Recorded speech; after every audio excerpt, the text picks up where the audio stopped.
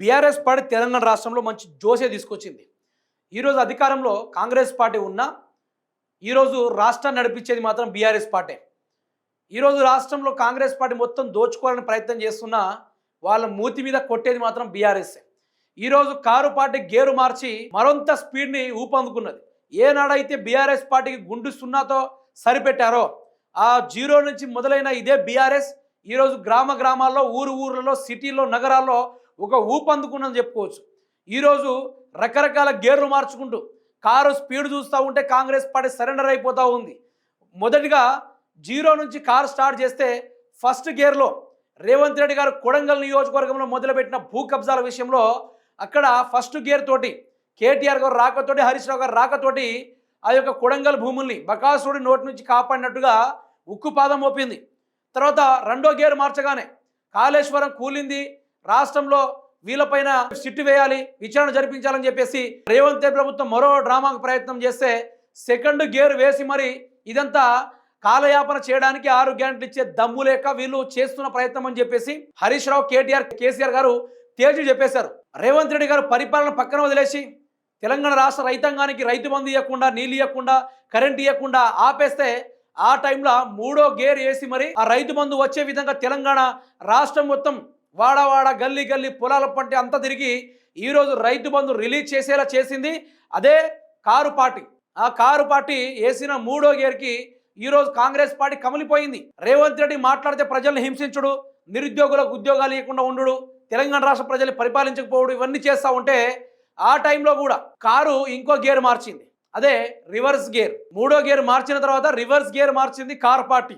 ఆ reverse gear మార్చినందుకు Revanth Reddy కుర్చీ కూలిపోయే అవకాశం వచ్చింది. అక్కడ ఇటు మంత్రివర్గం ఏకమయ్యర్రు, ఎమ్మెల్యేలు ఏకమయ్యర్రు, ప్రజానీకం ఏకమయ్యర్రు. ఇక రేవంత్ రెడ్డి మనకు వద్దు, అంతో కొంత బీఆర్ఎస్ పార్టీ బెటర్ అనే ఆ వేవ్ అనేది క్రియేట్ అయిపోయింది జనాలల్లో.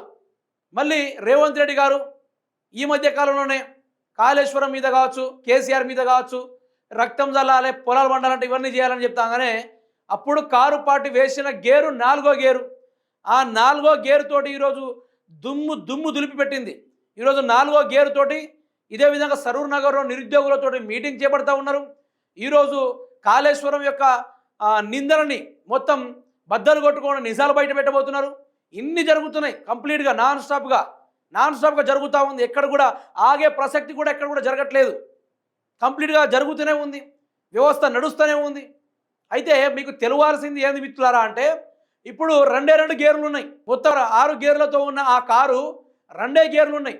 ఒక గేరు 2027లో ఒకటి పాదయాత్ర, రెండోది కేసీఆర్ బస్సు యాత్ర, హరీష్ రావు గారి యొక్క వీళ్ళ స్కామ్ యాత్ర అన్నీ బయట పెట్టే గేరే ఆ 5వ గేరు. 6వ గేర్ ఎన్నికల టైంలో మీరు చూస్తారు, అది ఆ గేరు అద్భుతమైన అదిరిపోయే గేరు, మీరు చూస్తూనే ఉండండి. ఇదే రేవంత్ రెడ్డి ప్రభుత్వం మీరు గుర్తుపెట్టుకోండి, కాంగ్రెస్ పార్టీ అధికారంలోకి వచ్చి ఈ యొక్క 6 గ్యారెంటీలు మర్చిపోయింది. 6 గ్యారెంటీలు ఇక ఆయన చెప్తాడబ్బా, ఎవరు ఆయన పేరు, భట్టి విక్రమార్ గారు. ఇదే 6 గ్యారెంటీల కార్డు చాలా భద్రమైనది, లామినేషన్ చేసి ఇంట్లో పెట్టుకోర్రి, అవసరమైతే మడిచి పెట్టుకోర్రు అని చెప్పేసి మాట్లాడిన అదే భట్టి విక్రమార్ గారు ఈరోజు 6 గ్యారెంటీలు ఎడిపోయినాయి. 6 గ్యారెంటీలు ఎడిపోయినాయి. ఎక్కడైనా కనిపిస్తుందా అని అడుగుతున్నా, ఏడైనా వినిపిస్తుందని అడుగుతున్నా. ఎడిపోయినాయి భట్టి విక్రమార్ గారు. మళ్ళీ దీన్ని ఏమన్నారు వీళ్ళు, ఇంకో మాట కూడా అన్నారు, ఈ 420 హామీల గురించి కూడా మాట్లాడారు వీళ్ళు, ఈ హామీల గురించి కూడా మాట్లాడారు. అది కూడా లేదు. మీకు కంప్లీట్గా చెప్పాలంటే ఈ రెండింటిని వీళ్ళు ఎన్ని రోజులు అన్నారు, 100 డేస్ అన్నారు. ఈరోజు ఎంత అయ్యింది, 31 నెలలు గడుస్తుంది. ఈ యొక్క 30 నెలలు గడుస్తూ ఉంది. అయినా కూడా చిల్లి గవ్వ కూడా తెలంగాణ ప్రాంతానికి ఇప్పటిదాకా అందలే. టైంకి మనం డీప్గా మాట్లాడుకోవాలంటే టైంకి ఇదే రైతు బంధు రాలా. అదేవిధంగా ఆ టైంకి 1వ తారీఖు రోజున ఈ గౌడ్ జాబర్స్కి జీతాలు, శాలరీ పడలేని టైము, 1వ తారీఖు రాగానే శాలరీ పడలేని టైము, ఇలా ఎన్నో ఉన్నాయి, చెప్పుకొని పోతే ఎన్నో ఉన్నాయి చాలా. అందుకని నేను ఏమంటున్నా అంటే, మీరు బీఆర్ఎస్ పార్టీ ఓడిపోయినప్పటి నుంచి చూడండి గ్రౌండ్ లెవెల్లో వాళ్ళు తిరిగే విధానం కావచ్చు, అదేవిధంగా ఈ రోజు బీఆర్ఎస్ పార్టీ బిల్డ్ అయిన సోషల్ మీడియాను చూసుకుంటే దాన్ని రేవంత్ రెడ్డి మాత్రం ఇప్పుడు కొట్టలేడుగా. ఎంత పెద్ద ఇన్ఫ్లుయెన్సర్ని తీసుకొచ్చినా బీఆర్ఎస్ పార్టీని టచ్ చేసుడు కాదు కదా, వాళ్ళ నీడని కూడా టచ్ చేయలేడు. ఈ రోజు బీఆర్ఎస్ పార్టీ సోషల్ మీడియా ఎంత బ్రహ్మాండంగా పనిచేస్తా ఉందంటే, ఆనాడు ఏకలవ్యుడు ఏ విధంగా చురుగ్గా బాణాలు విడిచేటోడో దానికన్నా స్పీడ్గా బాణాలను చురుగ్గా వదిలేటట్టుగా ఈరోజు బీఆర్ఎస్ పార్టీ సోషల్ మీడియా బ్రహ్మాండంగా పనిచేస్తూ ఉంది. ఈరోజు అంతరిక్షాల్లో మన శాటిలైట్ అక్కడ దాకా వెళ్ళడానికి ఎంత స్పీడ్ అవసరమో దాన్ని మించిన స్పీడ్ ఈరోజు సోషల్ మీడియా బ్రహ్మాండంగా పనిచేస్తూ ఉంది. బీఆర్ఎస్ పార్టీ వెంట్రుగా కాదు కదా, నీడను ముట్టుకోవాలన్న కూడా ఈ కాంగ్రెస్ పార్టీకి ధైర్యం సరిపోదు. రేవంత్ రెడ్డి ఓపెన్ చేసే ఎన్నో స్కాములు, లెక్కలేని స్కాములు, భారతదేశంలోనే 89 క్రిమినల్ కేసులు రికార్డు స్థాయిలో చరిత్ర సృష్టించిన ఏకైక వ్యక్తి ఎవరైనా ఉన్నారా అంటే that is the one and only Telangana CM Revanth Reddy మాత్రమే. అంత గొప్ప ఘనత గల్లోడు రేవంత్ రెడ్డి. రాబోయే రోజుల్లో ఓటుకు నోటు కేసులో నరేంద్ర మోడీ గారి దాన్ని ఆటాడిస్తాడు. ఇప్పుడు నేను అనుకుంటుండు కేసీఆర్ మీద ఇన్ని మాటలు మాట్లాడినా, కేటీఆర్ ని ఇట్లా తిట్టినా, హరీష్ రావుని గట్ల తిట్టినా, కాళేశ్వరం మీద నిందలేసినా నన్ను ఎవడేం చేయడు అని చెప్పేసి అనుకుంటుడు కావచ్చు. ఇన్ కేస్ గుర్తుపెట్టుకో రేవంత్ రెడ్డి, ఇన్ కేస్ ఇదే 2028 రోజున ఎలక్షన్స్ వస్తే ఈ ఎలక్షన్స్లో ఒకవేళ ఇదే బీఆర్ఎస్ పార్టీ 119 సీట్లకి ఒకవేళ 100 సీట్లు గెలిస్తే బై మిస్టేక్లా నీకు ఎట్లా ఉంటుందంటే మిగిలేది ఒకటే one and only Tihar jail. Tihar jail తప్ప మిగిలేదు ఏది కూడా లేదు. ఇది మాత్రం తథ్యం రేవంత్ రెడ్డి గారు, తథ్యం.